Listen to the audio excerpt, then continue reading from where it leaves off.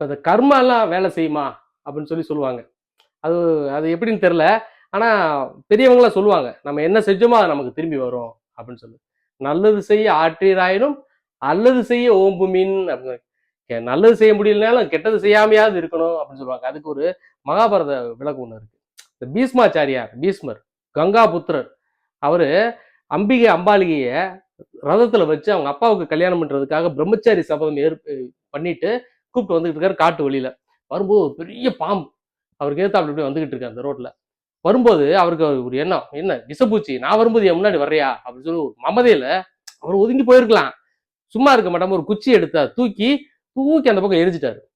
அந்த பாம்பு போய் ஒரு பெரிய முள் படுக்கையில விழுந்துக்கிருச்சு. விழுந்து அதனால வெளியே வர முடியாத அளவுக்கு ஒரு காட்டு முள் குத்திருச்சு. ஒரு 58 நாள் அது அன்னது ஆகாரம் இல்லாம, தண்ணி எதுவுமே இல்லாம அது செத்து போச்சு. இந்த கர்மா தான் அவர் கடைசியில மகாபாரத போர்ல 10வது நாள்ல அர்ஜுனோட அம்புக்கு அடிபட்டு அவரு காயப்பட்டு அங்க படுத்துருவாரு. முள் படுக்கையில, அதாவது அம்பு படுக்கையில படுத்துருவாரு. உத்தராயண காலத்துக்காக ஒரு 50 நாள் வெயிட் பண்ணுவாரு. கிட்டத்தட்ட 58 நாள் அந்த முள் படுக்கையில தான் அவர் படுத்திருந்தாரு.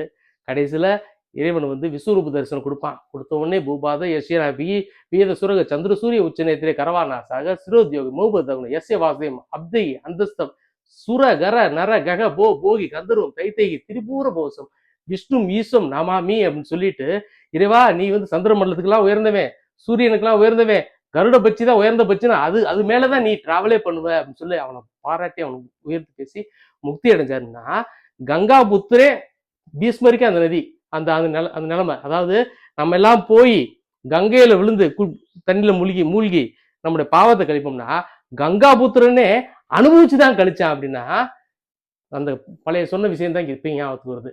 நல்லது செய்ய ஆற்றிராயினும் அல்லது செய்ய ஓம்புமின். அடுத்தவங்களுக்கு எந்த கெடுதல் பண்ணாம வாழ்வது இன்னும் சிறப்பு. இன்னும் பேசும். வணக்கம். வாழ்க வளமுடன்.